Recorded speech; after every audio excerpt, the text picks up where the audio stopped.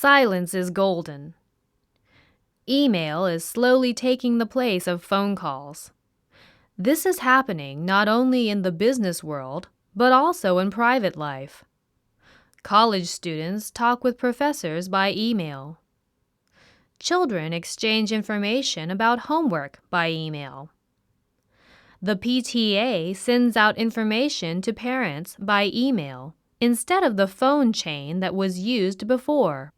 People also tend to prefer to send email messages instead of leaving messages on answering machines. The average American adult spends more than 1 hour a day reading and writing emails. Young Americans may spend even more time. Unless you are quite old, it is hard to live without email. Email is also a great tool for foreigners. It is easier than talking on the phone in English. You can take your time and read and write something over and over if you need to. Most Americans have email addresses. Just tell them you prefer email to the phone. Most Americans have never experienced being a foreigner in a strange land. They may not realize that email is easier to use than the telephone for people whose first language is not English. Let your fingers do the talking.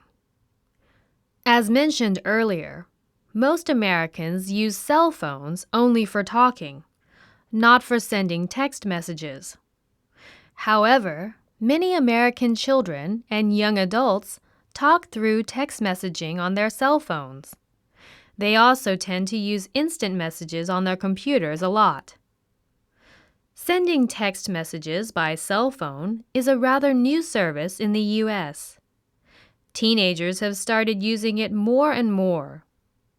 Cell phone text messaging is slowly becoming more popular in the U.S. Sending it snail. These days, letters and other things sent by the post office are often called snail mail. This is because of the slowness in getting to the person you are sending it to, as compared to email and other high-tech communications. Still, people exchange holiday greeting cards, pay bills, and send business and personal papers through the postal system. It is still one of the least costly and widely used means of communicating. Post offices are usually open from 8 a.m. to 5 p.m., Monday through Friday. Some offices are open on Saturday until 1 p.m. Regular mail is usually delivered once a day from Monday through Saturday, except for holidays. Mail delivery service is different from area to area. In rural areas and many suburban areas, mailmen not only deliver mail to you, they will also pick up mail you wish to send. They will pick it up from your mailbox, provided your mail has the correct number of stamps on it. In some rural areas, you have to pick up your own mail at the local post office. City post offices often have long lines of people waiting. Sometimes, slow workers and cool attitudes can be annoying. On the other hand, in small towns, the post office can be an important part of the community. Workers and customers often know each other and exchange small talk while picking up or sending mail.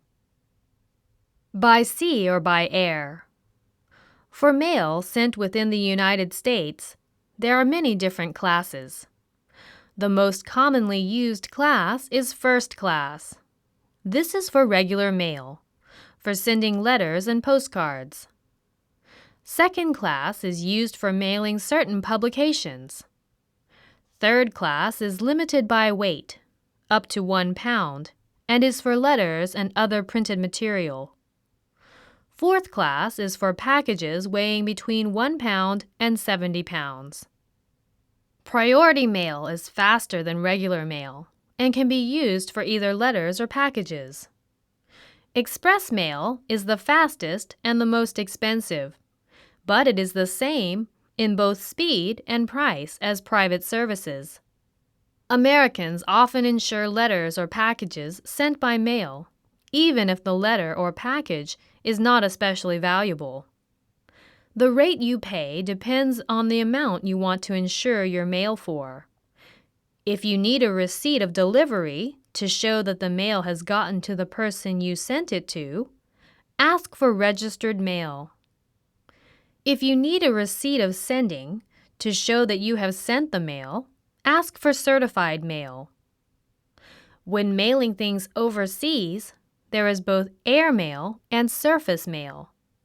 For faster service, you can also use priority mail and express mail when sending things overseas. Lost without a zip. All addresses in the United States have ZIP, Zone Improvement Plan, codes. A zip code is made up of between 5 and 9 numbers. The first 5 numbers are necessary for sending mail. The zip code is also very useful for searching for something on the internet. The code is given to only a small area in the U.S., so knowing it can give you better results than just searching for something by the name of the town or city. You will often be asked for your zip code, such as when doing business with the bank or when shopping, so it is a good idea to know it. Money in the bank.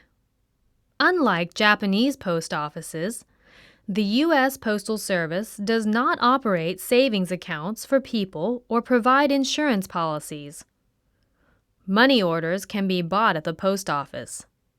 Though they are not commonly used, they are good for people who don't have checking accounts or credit cards, but who need to make a payment by mail or by using something other than cash. American citizens also apply for passports at local post offices.